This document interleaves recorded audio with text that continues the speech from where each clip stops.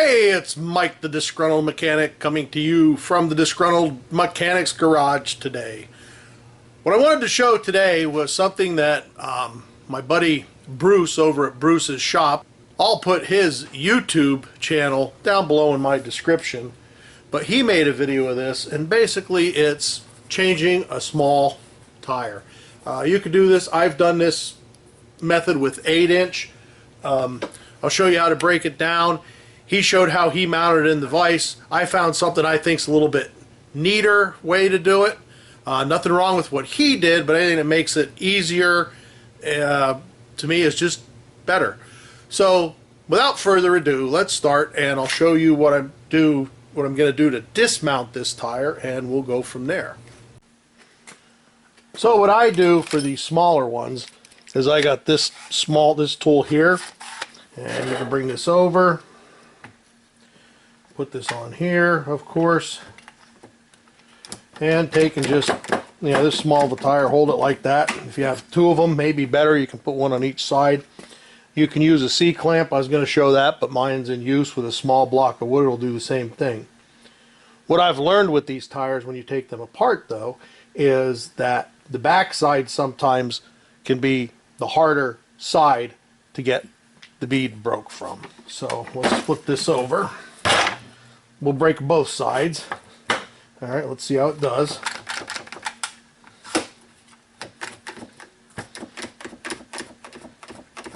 There you go. So that was pretty simple. This is a non-tubed tire. We're going to put a tube in it after we break it down, but we'll keep going with that, and I'll show you how I mount it in the vise. Now this is what I use. I do the same thing with mounting it in the vise, but what I did was I used a bolt from a snow plow spring that I had laying around, and a couple washers, a spacer. So I'll show you how I set this up and how I break one of these tires down.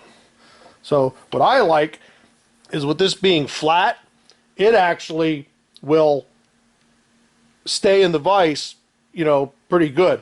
If you have a bolt and a bolt head in there, it could tend to slip. I mean, you have to tighten it up, but this here, you just do that and you're good. So then the way I set it up is I have a washer on the bottom.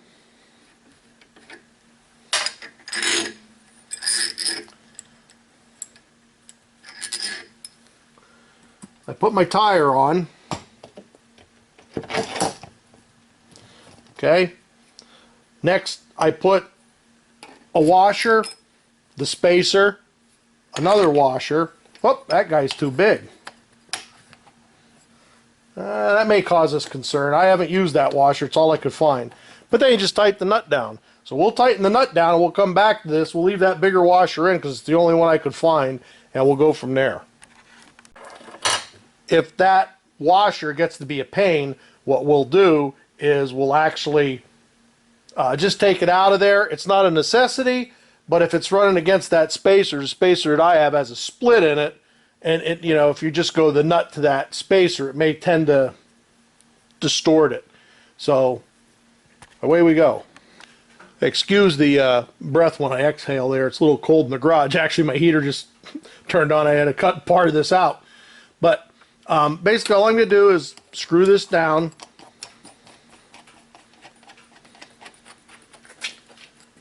And we'll tighten it up. We'll tighten it up pretty good.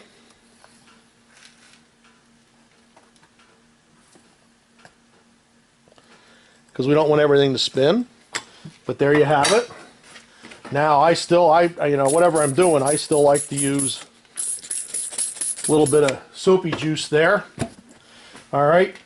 So now you can use the tool of your choice. You can use a couple of screwdrivers, and basically you get in there, and you can pry this back, and then go around like you would on a normal tire. There we go. That's one side. You can buy these tire irons pretty cheap on Amazon or wherever. These are 240 millimeter ones. I've had these a long time for motorcycle tires. I don't know if they're originally bent that way, but anyhow. So, you can get in here with those Well, let me show you while I'm here. You know, here's another style. Here's the serious style.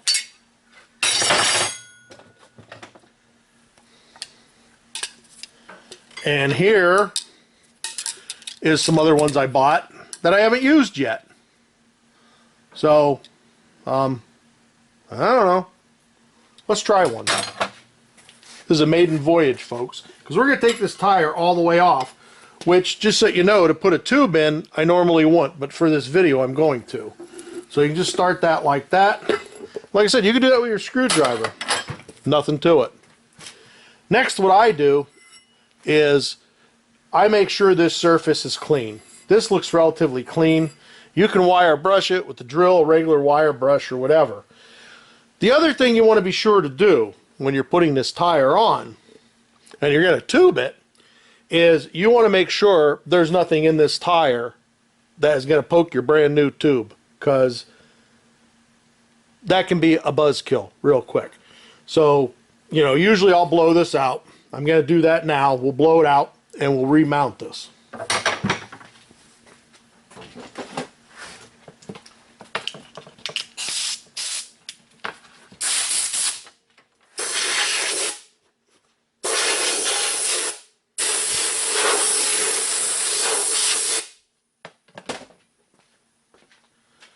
Now what you want to do is you want to get one side mounted. I'm going to put some smutsy juice on this to get it on. If I can get it pushed on without really using anything, I'll do that. Okay, so I did. Now, what I normally do, which I didn't do, is you're going to have to cut this stem off because we're putting a tube in, of course. So let's cut that stem off.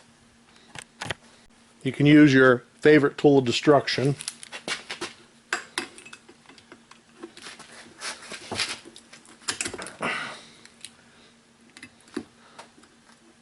Whatever gets in there, cut it off. Don't cut your tire though. I got it partially.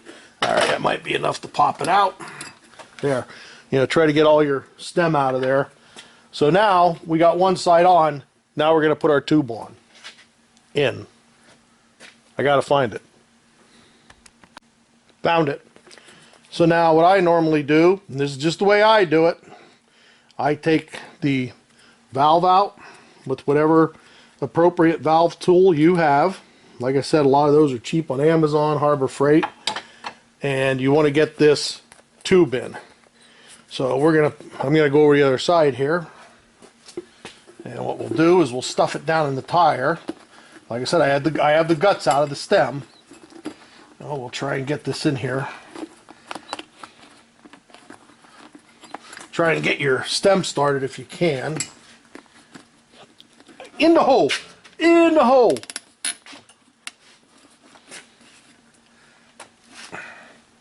Okay, I was afraid of that. That big washer's in the way. We're going to take that out to make this a little easier on me. So what I'm going to do now is try and keep the stem up in there and get the tube inside the tire. And around the rim. It can be a chore sometimes.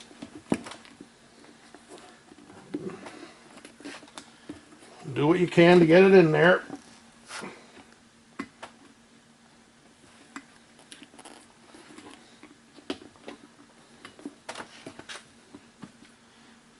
Try not to crinkle it up too bad.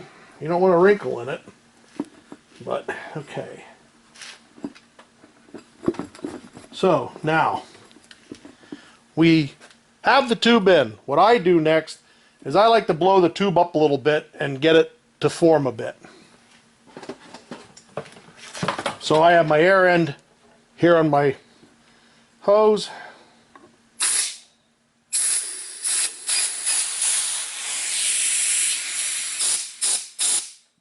I don't know if you could see that, but it raised. I might have had my arm in the way. But there it raised. So now your tubes sort of should be in there the way you want it. And you can check it a little bit now and look at it. So that's all good. So now what you want to do, you got the tube in there. I hope you have no holes in it. you're going to spray this. And I found in my younger years, when I did this with motorcycle tires, normally what I would do was pinch the tube with whatever implement I was putting the tire on with. So what I try to do is get as much of the tire on as you can. But see, that also, when you blew it up, it helped make that go out and store to stay in the tire so that you have less chance of pinching it along the rim here. But let me get over here.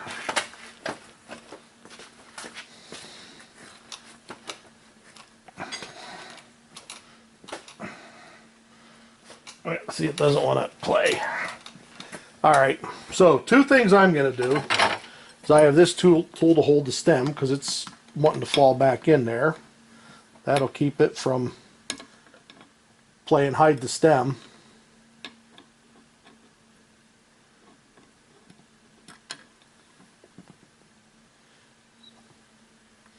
I mean, if you want and you don't have this, you can take a pair of Vise grips, if you can fit them in there and they're not in the way, to put them down at the bottom of the stem to hold it from trying to go back into your rim. But what I'm going to do now is I'm going to get something to clamp here to be able to put the tire on without one side sliding. We'll do that now. One thing to remember is usually they're older garden tires or whatever. You're not too concerned about the look of the rims and stuff. But, you know, be mindful if you don't want to scratch it of how you put these on, or use a piece of rubber or something in there. And the other thing is be careful because you can bend these rims quite easily. I mean, they're not made of much. So now we got it holding one side. Now we'll try and walk it around the other side by hand as much as we can. So we got it to there. Let's take our new handy dandy tool. We'll stick it in here. Don't stick it, stick it in only as far as you need. You don't want to pinch that tube doing this. And I try to pull it up the, sort of sideways so that it pops down in. The less you have to use the tool, the better. There it is. Bye-bye. So we'll take this guy off. Now, I mean, like I said, you can take your Vise grips lightly, put it on the valve stem to hold it. We'll do that because we're going to take the tool off to blow it up. Now it won't be in the way. We don't need to get back in there for anything, so we can, of course, easily put this Vise grips on. All right. So now we'll undo this. We'll go get our regular pressure gauge. We'll put the guts in because we can do that now because there's a tube in it. So we'll put the guts in.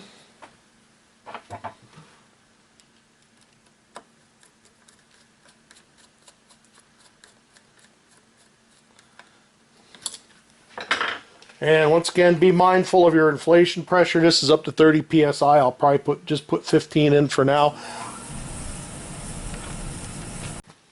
So what you can do from here is put your inflating tool on of your choice. This happens to be mine.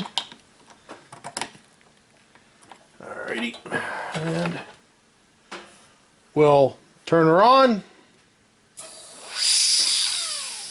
Woo! Sometimes the air you hear coming out of there is actually the air between the tube and the tire pushing out. So we're at 13. There we're at 16. We're going to stop. And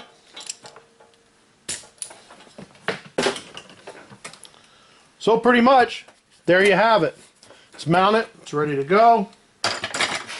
We'll put the cap on it. We'll take the wrench, we'll take the nut off.